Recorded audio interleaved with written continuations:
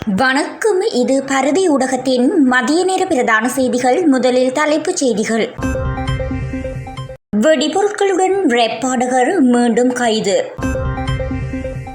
ஐக்கிய மக்கள் சக்தி உறுப்பினர் போலீசாரால் கைது. மத்திய அதிவேக வீதியில் இடம்பெற்ற கோர விபத்து, உடல் நசுங்கி 2 பலி. பேருந்தில் இருந்து தூக்கி வீசப்பட்டு உயிரிழந்த பெண் மருத்துவர். வடக்கில் நினைவேந்த அனுமதித்துவிட்டு இராணுவத்தை வேட்டையாடும் அரசு சீரும் நாமல்.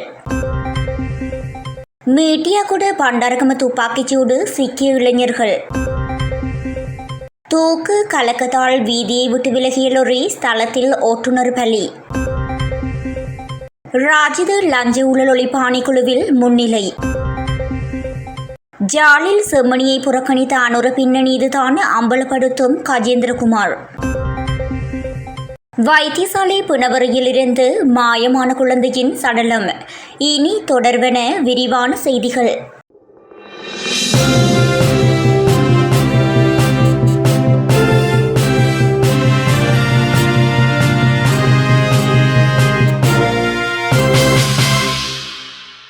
போலி துப்பாக்கியுடன் சில தினங்களுக்கு முன்னர் கைதான ரேப் பாடகரான மதுவா என்று அழைக்கப்படும் மாதவ பிரசாத் வெடிபொருட்களுடன் நேற்றைய தினம் மீண்டும் கைது செய்யப்பட்டுள்ளார். சந்தேக நபரிடமிருந்து 3 ஜெலட்டின் குச்சிகள், 5 டெட்டனேட்டர்கள் மற்றும் 3.5 கிலோவிலான அமோனியா நைதர்சன் ரசாயனமும் கைப்பற்றப்பட்டுள்ளது. சந்தேக நபரான ரேப் பாடகர் கடந்த ஆகஸ்ட் 25ஆம் தேதி போலி துப்பாக்கியுடன் கைது செய்யப்பட்டு கெஸ்பேவு நீதவான் நீதிமன்றில் ஆஜர்படுத்தப்பட்ட பின்னர் பிணையில் விடுதலை செய்யப்பட்டிருந்தார். வீட்டின் பின்னால் ரேப் பாடகர் வெடிபொருட்களை மறைத்து வைத்துள்ளதாக ககதுருவ போலீசாருக்கு ரகசிய தகவல் கிடைத்திருந்தது. மேலும் இத்தகவலுக்கு அமைய உடனடியாக செயற்பட்ட போலீசார் சந்தேக நபரை கைது செய்து விசாரணைக்கு உட்படுத்தினர். இதன்போதே மேற்படி வெடிபொருட்கள் மீட்கப்பட்டன. பின்னர் அவரிடம் மேற்கொள்ளப்பட்ட விசாரணையின் போது கடந்த சில மாதங்களுக்கு முன்னர் கொடவில போலீஸ் நிலையத்தில் துப்பாக்கியை திருடியதாக கைது செய்யப்பட்டு விளக்கமறியலில் வைக்கப்பட்டிருந்த போலீஸ் கான்ஸ்டபிள் மற்றொரு ரெப் கலைஞருடன் வந்து இந்த வெடிபொருட்களை வைத்திருக்குமாறு தம்மிடம் ஒப்படைத்ததாகவும் தெரிவித்துள்ளார். குறித்த சம்பவம் தொடர்பில் தொடர்ந்தும் போலீசார் விசாரணைகளை முன்னெடுத்து வருகின்றனர். கந்தளாய் ஆரியவம்சம் மாவட்ட பகுதியில் திருடப்பட்ட 2 எருமை மாடுகளை வைத்திருந்த கந்தளாய் பிரதேச சபையின் ஐக்கிய மக்கள் சக்தி உறுப்பினர் ஒருவர் கைது செய்யப்பட்டுள்ளார். சம்பவம் குறித்து மேலும் தெரிய வருவதாவது: கடந்த 13ஆம் தேதி சேரனூர பகுதியில் இருந்து திருடப்பட்ட எருமை மாடுகள் கந்தளாய் பகுதிக்கு கொண்டுவரப்பட்டு குறித்து பிரதேச சபை உறுப்பினருக்கு விற்கப்பட்டுள்ளதாக போலீசில் முறைப்பாடு செய்யப்பட்டிருந்தது. கந்தளாய் போலீஸ் பிரிவுக்கு பொறுப்பான சிரேஷ்ட போலீஸ் அத்தியட்சகர் LM சஞ்சீவ பண்டாரவின் வழிகாட்டுதலின் கீழ் குறித்து இந்த விடயம் தொடர்பாக விசாரணைகள் முன்னெடுக்கப்பட்டன. சம்பவம் தொடர்பான மேலதிக விசாரணைகளை சேரனூர் போலீசாரிடம் ஒப்படைக்கப்பட்டுள்ளதாகவும் கந்தளாய் போலீசார் தெரிவித்துள்ளனர். மத்திய அதிவேக வீதியில் 91வது கிலோமீட்டர் தூணருகில் நடந்த வாகன விபத்தில் 2 உயிரிழந்துள்ளதோடு மற்றொருவர் பலத்த காயங்களுடன் வைத்தியசாலையில் அனுமதிக்கப்பட்டுள்ளார். இன்றைய தினம் அதிகாலை இந்த சம்பவம் இடம்பெற்றுள்ளது. கோதுமை மா ஏற்றி வந்த லொரி ஒன்றும் பவுசர் வாகனம் ஒன்றும் மோதிக்கொண்டதிலேயே இவ்விபத்து இடம்பெற்றுள்ளது. லொரியின் அடிப்பகுதியில் உடல் நசுங்கி உதவியாளர் உயிரிழந்ததாகவும் போலீசார் தெரிவித்துள்ளனர். ரத்னபுரியில் தனியார் பயணிகள் பேருந்தில் பயணித்த பெண்ணொருவர் அதிலிருந்து தூக்கி வீசப்பட்ட நிலையில் வீதியில் விழுந்து படுகாயமடைந்து உயிரிழந்துள்ளார். மருத்துவமனையில் பணிபுரியும் பெண் மருத்துவர் ஒருவரை 13 நாட்கள் சிகிச்சை பெற்று வந்த நிலையில் நேற்று முன்தினம் உயிரிழந்துள்ளார். பெல்மடுல கனேகம பகுதியைச் சேர்ந்த 32 வயதான மதுபாஷினி என்பவரை உயிரிழந்துள்ளதாக பெல்மடுல போலீசார் தெரிவித்துள்ளனர். கடந்த மாதம் 19ஆம் தேதி பிற்பகல் 1 மணியளவில் இந்த விபத்து சம்பவித்துள்ளது. விபத்து இடம்பெற்றவுடனேயே சம்பவ இடத்திற்கு வந்த போலீஸ் அதிகாரிகள் பெண் மருத்துவரை மருத்துவமனையில் அனுமதிக்க நடவடிக்கை எடுத்தனர். சம்பவம் இடம்பெற்ற தினத்தன்று தனது பணி நேரத்தை முடித்துவிட்டு ரத்னபுரியில் இருந்து மாத்தறை நோக்கி சென்ற பயணிகள் பேருந்தில் ஏறியதாக போலீசார் தெரிவித்துள்ளனர். பேருந்து பெல்மடுலவை அடைந்ததும் பேருந்தில் இருந்து இறங்குவதற்காக முன்கதவிற்கு நடந்து சென்றபோது இந்த துயர சம்பவம் இடம்பெற்றுள்ளது. விபத்து தொடர்பாக பேருந்தின் ஓட்டுநர் மற்றும் நடத்துனர் கைது செய்யப்பட்டு விளக்கமறியலில் வைக்கப்பட்டுள்ளனர்.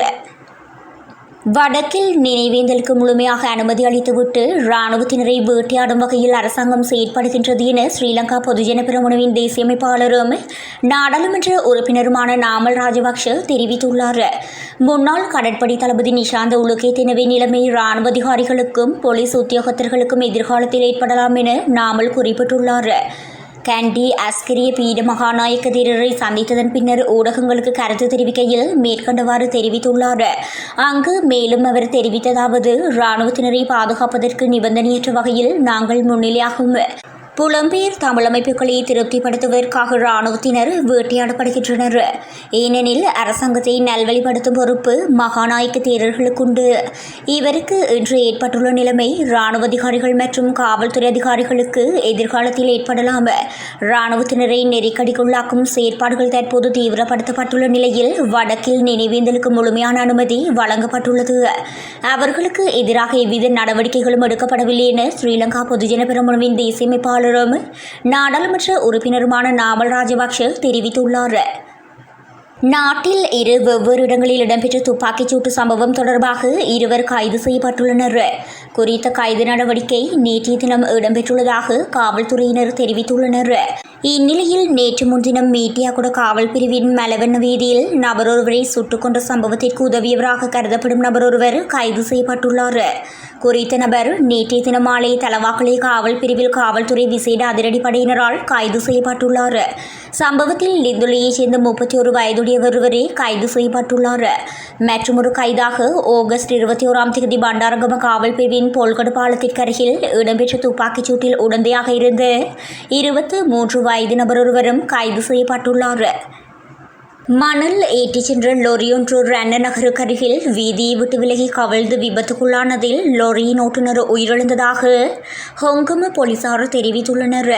தங்காளி ஹம்பாந்தோட்டை பிரதான வீதியில் இந்த விபத்து இடம்பெற்றுள்ளது. புத்தளையிலிருந்து மாத்தறை நோக்கி பயணித்த லொரியொன்றே இவ்வாறு புதன்கிழமை காலை விபத்துக்குள்ளானதாக தெரியவந்துள்ளது. லொரியை நீண்ட நேரம் செலுத்திய நிலையில் ஓட்டுநருக்கு ஏற்பட்ட தூக்க கலக்கத்தால் இவ்விபத்து ஏற்பட்டிருக்கலாம் என போலீசார் சந்தேகிக்கின்றனர். விபத்தில் உயிரிழந்த அக்கருகொட சுல்தானாகொட பகுதியைச் சேர்ந்த 43 வயதுடைய மககமேயே இந்திக என அடையாளம் காணப்பட்டுள்ளார். மேலும் விபத்து தொடர்பிலான விசாரணைகளை போலீசார் மேற்கொண்டு வருகின்றனர். விளக்கமறியலில் வைக்கப்பட்டுள்ள முன்னாள் அமைச்சர் ராஜித சேனாரத்ன லஞ்ச ஊழல் ஒழிப்பு ஆணைக்குழுவில் முன்னிலைப்படுத்தப்பட்டுள்ளார். சிறைச்சாலை அதிகாரிகளால் ராஜித இன்றைய தினம் காலை ஆணைக்குழுவுக்கு அழைத்து வரப்பட்டுள்ளார். கையூட்டல் ஒழிப்பு ஆணைக்குழுவினால் விசாரிக்கப்பட்டு வரும் சம்பவம் ஒன்று தொடர்பாக கொழும்பு நீதவான் நீதிமன்றத்தின் உத்தரவுக்கிணங்க அவர் வாக்குமூலம் அளிக்கவுள்ளார். ஜாழ்ப்பாணம் வருகை தந்த ஜனாதிபதி அனுரகுமார திசாநாயக்க செம்மணி மனித புதைகுழியை பார்வையிடாமல் சென்றதும் அது தொடர்பில் தெரிவித்த கருத்தும் இலங்கை தீவில் தமிழருக்கு நீதி கிடைக்கப் போவதில்லை என்ற உண்மையை மேலும் உறுதிப்படுத்துவதாக அமைந்துள்ளதாக நாடாளுமன்ற உறுப்பினர் கஜேந்திரகுமார் பொன்னம்பலம் தெரிவித்துள்ளார். செம்மணி பகுதியில் நேற்றைய தினம் செவ்வாய்க்கிழமை இடம்பெற்ற நூல் வெளியீட்டு நிகழ்வில் கலந்து கொள்வதற்கு முன்னதாக ஊடகங்களுக்கு கருத்து தெரிவிக்கையிலேயே அவர் இவ்வாறு குறிப்பிட்டார். அவர் மேலும் தெரிவிக்கையில், இலங்கை தீவில் தமிழ் மக்களுக்கு எதிராக நிகழ்த்தப்பட்ட பாரியோர் இனப்படுகொலையின் சாட்சியாக விளங்குகின்றது. இவ்வாறான நிலையில் தற்போதைய அரசாங்கம் உண்மையை கண்டறிவது மட்டும் போதும், அவர்களுக்கு எதிராக தண்டனை வழங்குவதை தவிர்க்கும் செயற்பாட்டில் கடந்த அரசாங்கங்கள் போல் இந்த அரசாங்கமும் செயற்பட்டு வருகின்றது. தமிழ் மக்களுக்கு எதிராக நிகழ்த்தப்பட்ட இனப்படுகொலை மனிதகுலத்துக்கு எதிரான குற்றங்கள், போர்க்குற்றங்கள் என்பன தொடர்பில் குற்றவாளிகளுக்கு தண்டனை வழங்காமல் தொடர்ச்சியாக பாதுகாக்கப்பட்டு வருகின்றது. ஜாழ்ப்பாணம் வருகை தந்த ஜனாதிபதி அனுர செம்மணியை பார்வையிடாமல் சென்றது பௌத்த சிங்கள பேரினவாத ஆட்சியின் வடிவமாகவே பார்க்க வேண்டியுள்ளது. இப்படிப்பட்ட அரசாங்கத்தின் தலைவராக இருக்கின்ற ஜனாதிபதி அனுரகுமாரவுக்கு எம்மில் சிலர் செம்மணி விவகாரத்தில் நீதி நிலைநாட்ட உதவ வேண்டும் என கடிதம் எழுதுவது முட்டாள்தனமான செயற்பாடு என தற்போது விளங்கியிருக்கும்.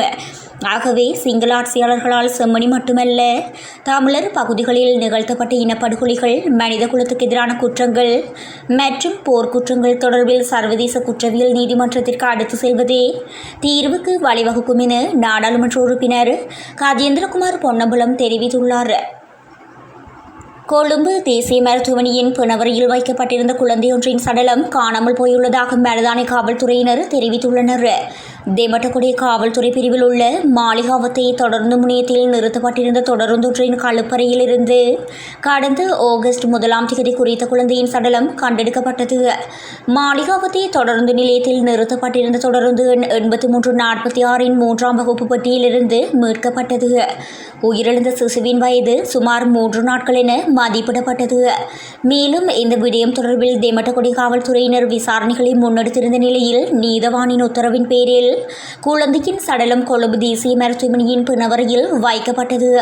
குறித்த சடலம் தொடர்பில் கடந்த 29 மற்றும் 31ஆம் தேதிகளில் மரண பரிசோதனை நடாத்துவதற்காக தெமட்டகுடி காவல் நிலைய அதிகாரிகள் கொழும்பு தேசிய மருத்துவமனை பிணவரைக்கு சென்று குழந்தையின் சடலம் தொடர்பில் விசாரித்த போது அதன் சடலம் அங்கிருந்து காணாமல் போயுள்ளமை தெரிய வந்துள்ளது. இந்நிலையில் இதுகுறித்து மேலதிக விசாரணைகளை மருதானை காவல்துறையினர் மேற்கொண்டு வருகின்றனர்.